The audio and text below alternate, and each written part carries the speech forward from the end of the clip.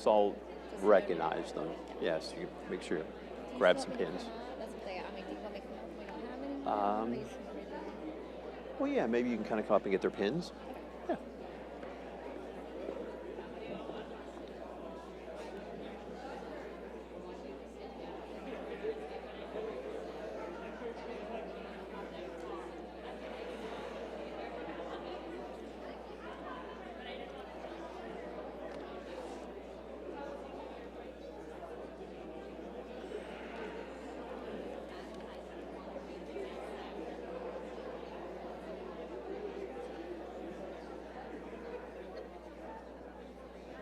Hello.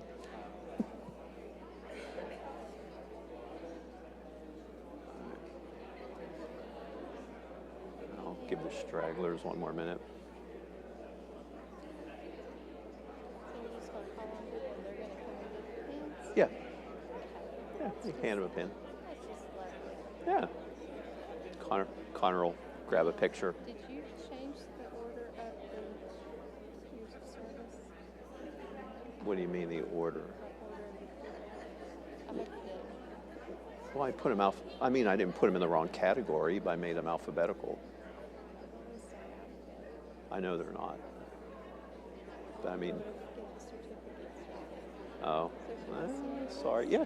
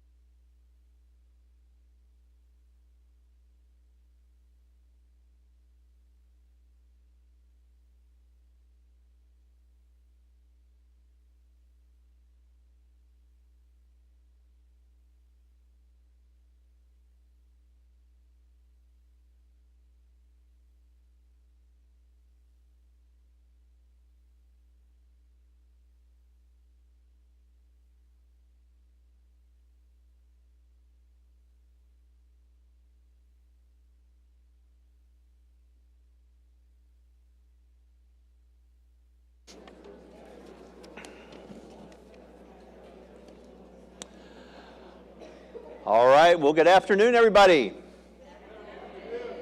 Okay, not too bad on a snowy Wednesday afternoon. Is this like the most persistent snowfall that we have had? I know it's definitely been since I've been here in West Virginia. It's crazy. Every time I look out my window, it's still snowing. All right, so who out there is going to make it stop? Come on, somebody must be able to make. Gary, come on. All right, there we go. We're gonna exactly. We're gonna take up a collection.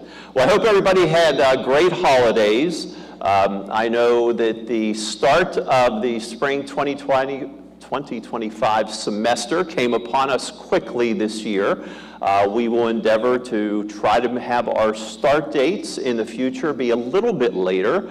But nonetheless, we hope you had a great holiday and that your new year is off to a terrific start. As is our tradition, we like to do an opening session at the start of the fall and the spring semesters. And one of the great pleasures that I have, and we have it as an institution, is to formally welcome all of the new employees who have joined us since we did this last in August.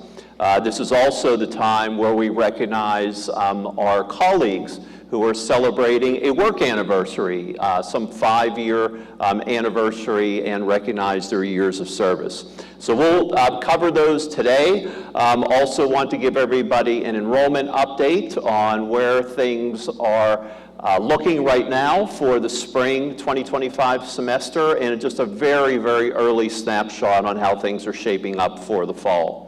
I think as everybody knows, we have a very big milestone coming up. We have our 10-year reaccreditation process with the Higher Learning Commission, HLC. So I'll give a quick update on where we are with that process. And then finally, we will close out by recognizing our colleagues who have gone above and beyond with the Traveling Shell Award as for a group of individuals, as well as the Heisman Award for an individual whose work was just exemplary during the fall semester and the previous year.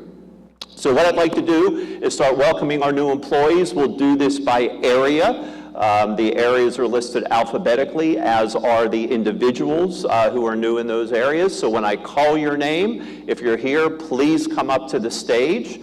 You'll be accompanied by your dean or your vice president or executive vice president. And we'd like to give you a pin, which hopefully you'll proudly wear on your attire.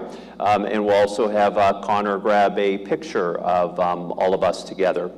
So we will start off by welcoming some new colleagues in the admissions office. Michaela Hess, Graduate Health Enrollment Coordinator, and Taylor Kennedy, Admissions Counselor. Please join us on the stage. Thanks. Great to see you. Congratulations. Thank you. Hi. Congratulations. Okay, go ahead right over there. Thank you. All right, right here. We'll grab a quick picture. Is that right? Here we go.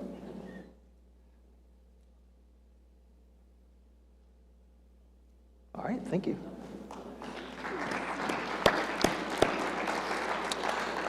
Joining us in the School of Arts and Sciences, Administrative Assistant Kendall Taylor Wright. Kendall, come on up. Kendall here? Okay, we will make sure we get her pin to Dean Bradley.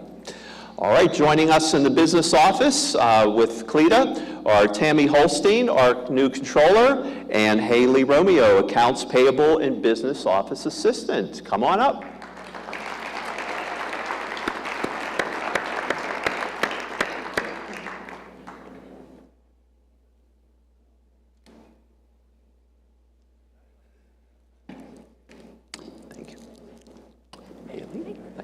There you go. Thank you. Hi there, Tammy. Add to your collection? Yeah. Okay, you good? Yeah, good. Grab a picture. Okay. All right, thank you. Thank you.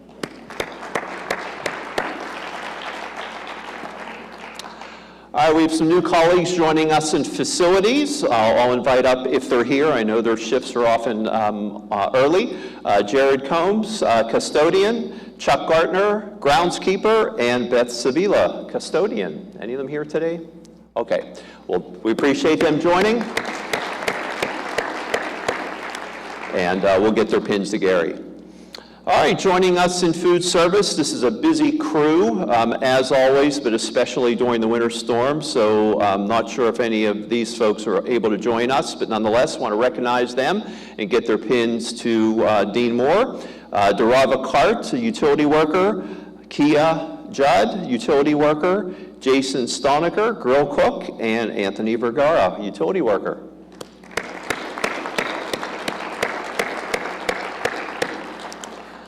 All right, and a couple new colleagues in information technology, Chase Casto and Dylan Dayhaw, both help desk technicians.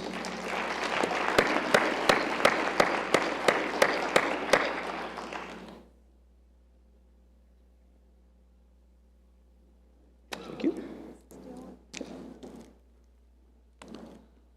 All right, Dylan, thanks for being here. Here you go. Thank you. All right, grab a picture. There you go. Okay.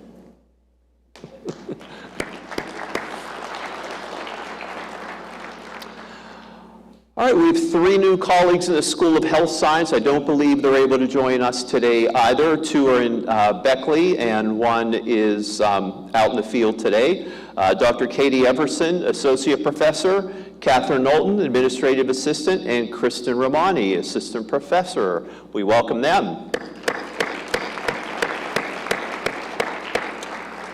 And we'll get some pins to Mindy.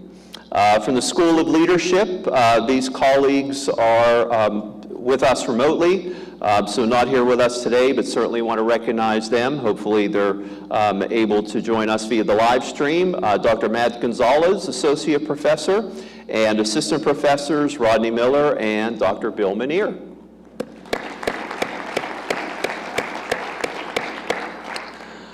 All right, in the Office of Marketing and Communications, accompanying himself, C.J. Harvey, Vice President.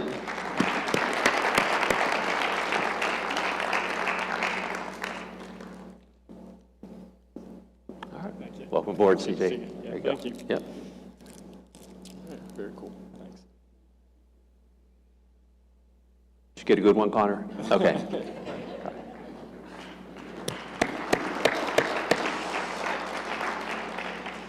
All right, and rounding out our list, in the Provost's office, Julia Morris, our new Director of Institutional Research. Welcome, Julia. In security, a new patrol officer, Boyce Hickman. And a couple of folks who hopefully are here today, in the Student Life office, Nathan Bozak, Resident Life Coordinator for Assessment, and Beth Brandt, Administrative Specialist. Come on up.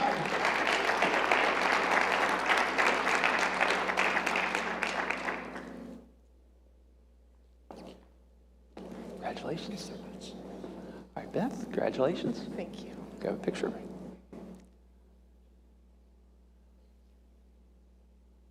Okay, thanks, guys.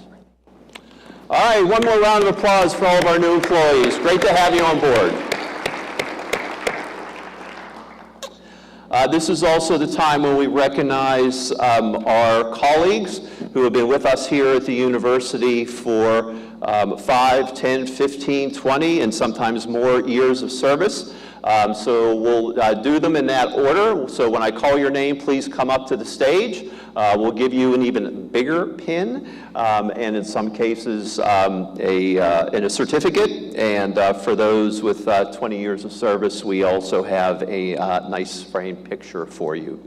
So 5 years of service. Let's welcome up Douglas Drennan, Darius Hardy, Shayna Khan, Janet Lilly, Mohammed Rashrash, Dan Smee, Christy Tomzek, and Danielle Wright. Come on up to the stage.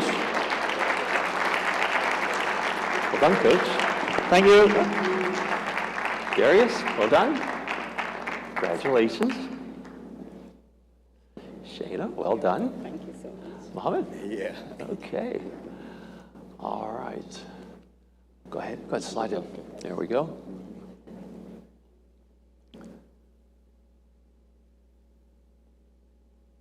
Okay, we have a certificate for each of you. Hold on a second. Oh, there you go. Cleta has them. Thank you. Mm-hmm. We'll be last.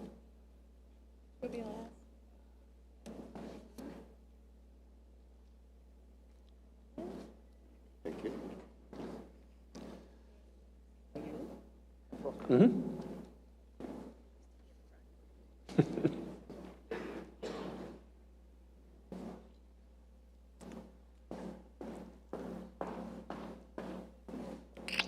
All right, next up we have our colleagues who are celebrating 10 years of service this year. They also will receive a certificate and a 10-year lapel pin. If I call your name and you're here, please come on up to the stage. Carrie Asbury, Robert Elmore, Kara Fisher, Jody Mashinter, Melinda McDaniel, Shelley Roy, Jason Sammons, Carrie Stallings, Brent Jarka, Jenna Thadeen, Kenita Thomas, Bridget Turley, and Emily Vogel. Congratulations, everyone. Congratulations. Jenna, well done. Good job, Carrie. Thank you. Thanks, Bridget. Okay.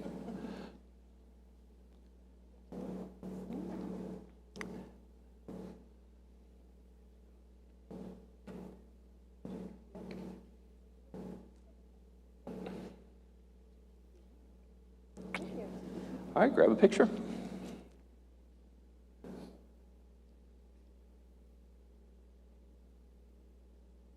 Okay, great job, everyone.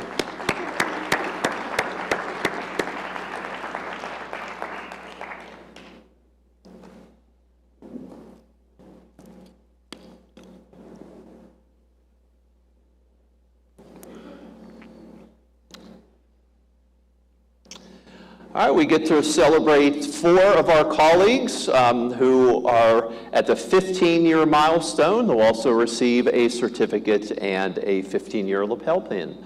Beulah Blankenship, TJ Gerald, Drew Lucas, and Pearlie Rigdon. Any of those colleagues here?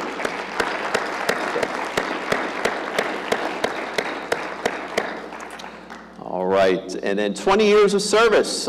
2 individuals are hitting that impressive milestone, receiving a Riggleman Hall print as well as a certificate and a lapel pin. John Atkins and Mark Watson, come on up.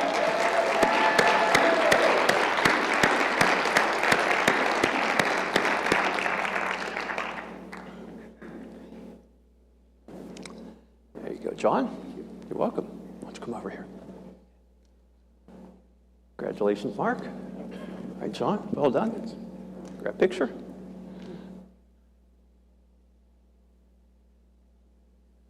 Okay, make sure we get your certificates as well. There you go, John. There you go, Mark. Great job, guys. Thank you. All right, congratulations, everyone. And thank you very much, Cleta, for assisting. All right, so let's take a look at how things are shaping up for spring 2025 enrollment. So this is in progress, or what we call point in time. We always get our final numbers at the freeze date each semester. So this gives us a sense of where we are. Chances are the numbers may go down a little bit as folks who perhaps had been registered for classes are not able to join us for whatever reason. But first of all, let's look at the bottom line. We typically gravitate there first. So if we look across the columns, we see a steady increase from 2022 to 2023, larger increase in 2024, and big sigh of relief, and even larger increase for 2025. So we'll probably end up at spring freeze at over 2,800 students, a great milestone for us. So really appreciate all the work that's been done by everybody.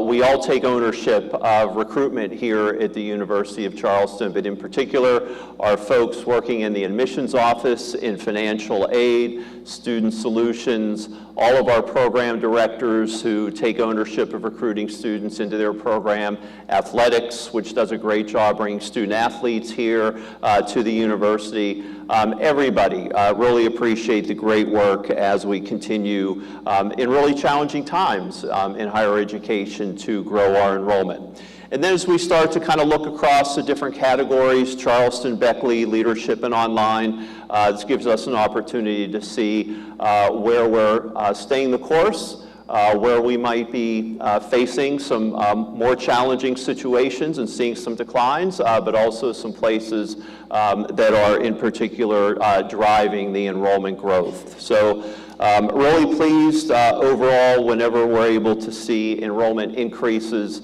at a time when we know we're facing kind of demographics where fewer students are graduating from high school each year. The competitive landscape keeps getting more and more challenging, but really a testament to this institution's culture, kind of our DNA around innovation, and our commitment to recruitment, retention, and revenue to see these types of results. So really a big round of applause to everybody. Thank you for your great work. Very early in the process, although our colleagues in the admissions office who spent the fall on the road at college fairs and visiting high schools and so forth might disagree, but pretty early in the process with regard to fall enrollment. So really just some high-level trends. The bars you see go from left to right from 2023 to 2024 to 2025. Again, the same point in time at each of those cycles. So the good news is we're seeing that our inquiries are up compared to last year and pretty steady with where they were in 2023. The number of applicants right in the same ballpark as we've had the last couple of years, and the number of students accepted to the university right on par. So a lot of anxiety right now, not only right down the hall here in the admissions office, but across the country in admissions throughout higher education. As we know, this is the year when significantly fewer students are going to be graduating from high school in just about every state in the country. So if we're able to kind of maintain these numbers, that's going to kind of should yield some nice results for us. So it's going to take a lot of hard work, a lot of dedication, a lot of commitment, and I know that we're going to be up to the task. So any questions about where we are enrollment-wise this spring, or things that we're working on to try to make sure that we're going to have another great incoming class and total enrollment in the fall? Okay. As I mentioned, we are getting towards the finish line for HLC reaccreditation. This occurs every 10 years. Every university across the country has a regional accreditor. In this part of the country, it's the HLC, or the Higher Learning Commission. So we have to submit our what's called insurance argument. It's a very lengthy report. We have to submit that by next Monday. So Beth Pauley, who has been coordinating our efforts, is already in the process of uploading various supporting documents, and many of us are continuing to fine-tune different sections of the report, give them a last set of eyes, a last set of reviews, and this is another initiative, just like enrollment, where many of us have been involved in the process. It's not something we have to do often. Once again, it's every 10 years, but we need to make sure we are putting our absolute best foot forward.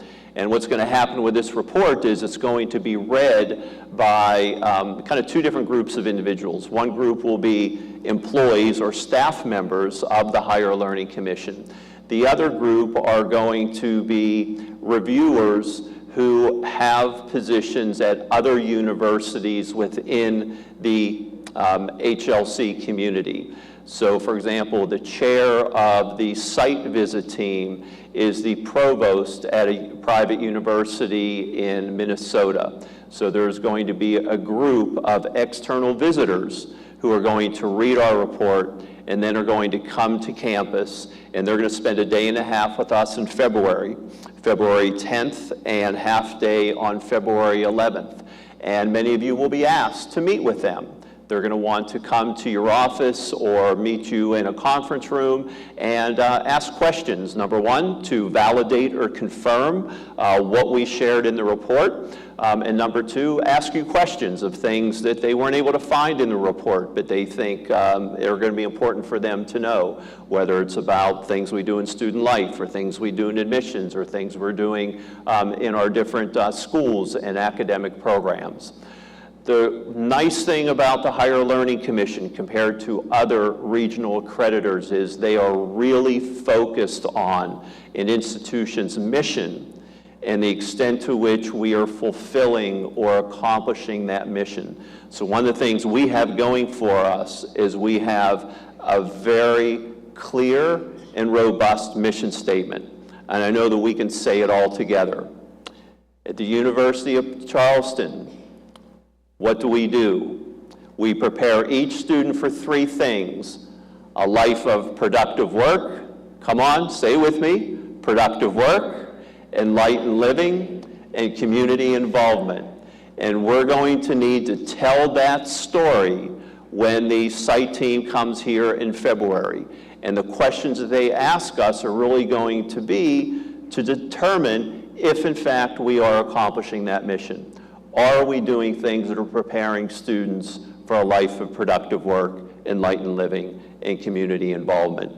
So we've been having town hall meetings. There's another one this afternoon for our colleagues in Beckley and who work with us online to give us feedback on drafts of the report. So hopefully you've all had an opportunity to kind of open it up and thumb through it. But we'll be getting some summary information about what's in the report out to everybody. And then as we get the itinerary from the review team, and we know that they're going to want to meet with certain groups, we'll certainly get those scheduled with all of you as quickly as we can, but also give you as much background information as possible to prepare you for those conversations.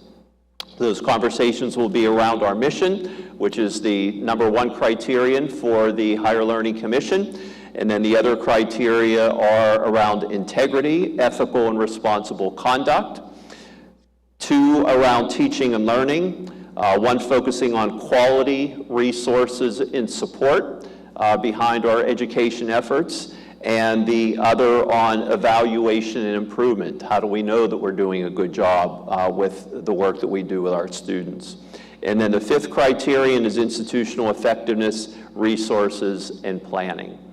So we think we have a great story to tell here at the university. We certainly have a great story to tell with regard to our consistent and very notable gains in enrollment. We have a great story to tell with regard to innovation and the number of new programs that we have launched, whether they be associate degrees, bachelor degrees, master's, doctorate, within those different degree programs, majors, minors, concentration, certificates, the great things that we accomplish outside the classroom with athletics and student life activities, the terrific experience our students have, whether they're residential with us here, they commute to our Charleston or Beckley campus, or they engage with us online.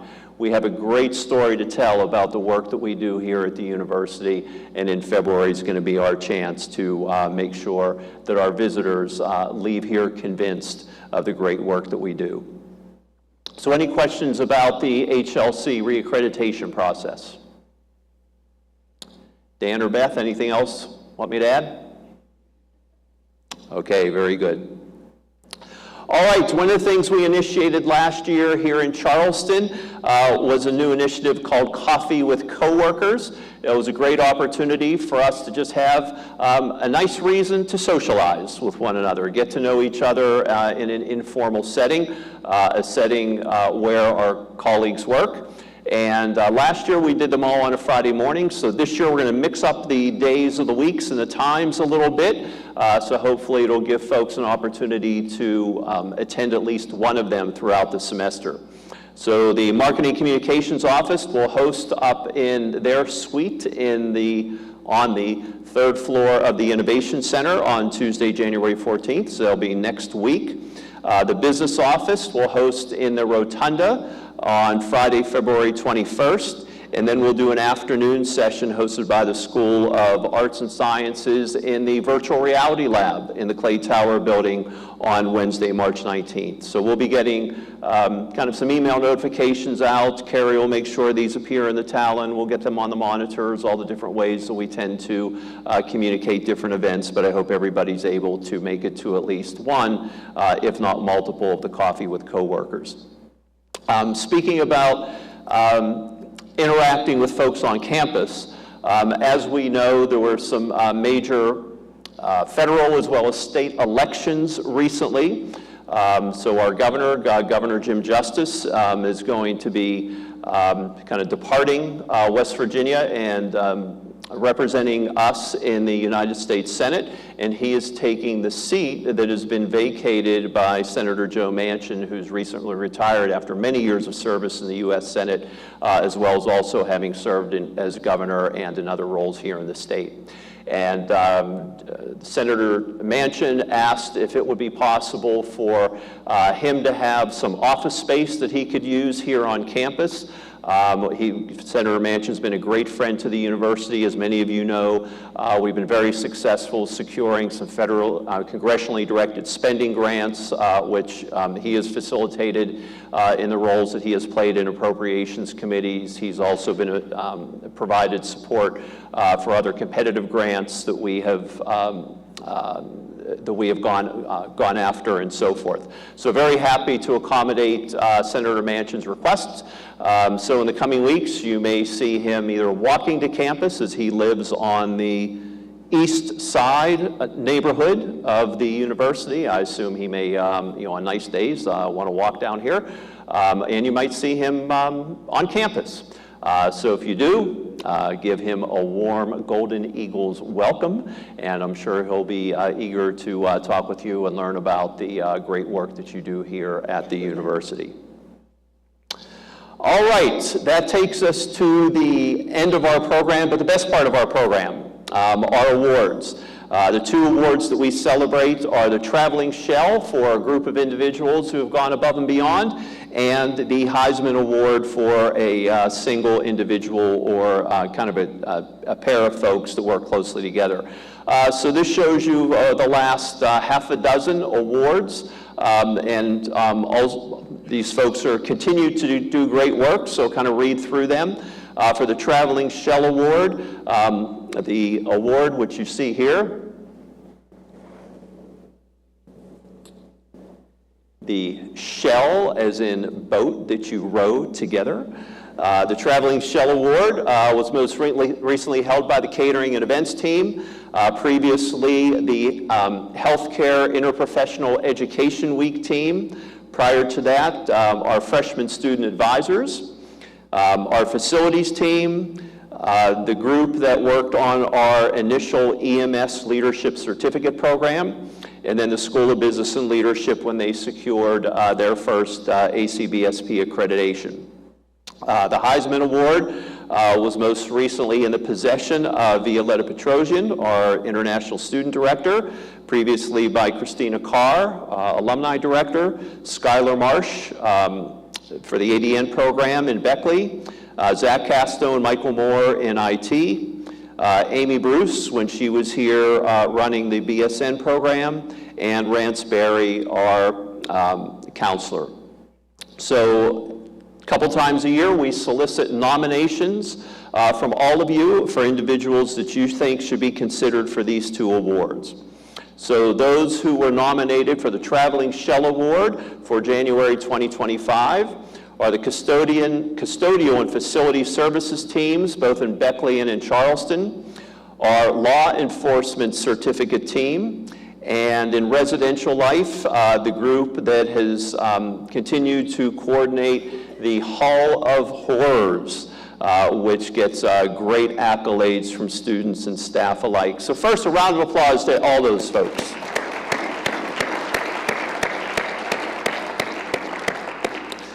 And it's my pleasure to award the Traveling Shell to the Beckley Facilities team and the Charleston Custodial team. So everybody who's here, come on up.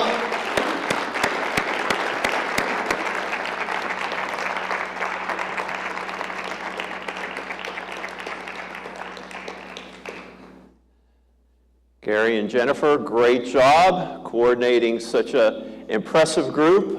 And I think the most important thing that we want to convey to all of you is how much everybody in this room, everybody who wasn't able to join, the folks who are in Beckley, appreciate the great work that you do every day.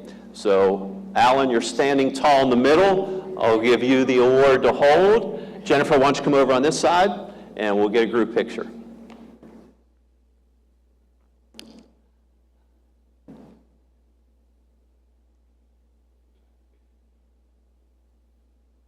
Okay, now before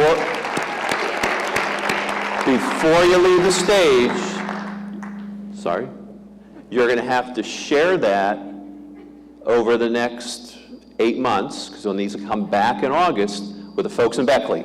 So I'll let you work out who's going to get it when, all right? Okay, great job. Thanks, everybody.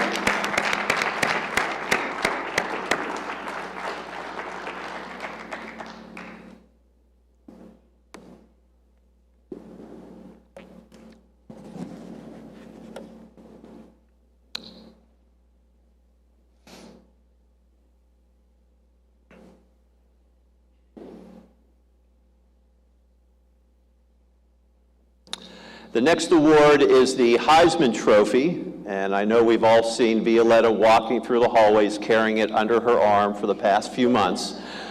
We had a number of great nominations for this award, and I'd like to recognize them. Janet Bain in the PA program, Debbie Bannister, first-year programs, Rance Berry in counseling, Grant Brinson in student life, Shayna Kahn, School of Business, Jason Sammons in admissions, Scott Terry, information technology, and Christy Tomzik in financial aid. Big round of applause for everybody.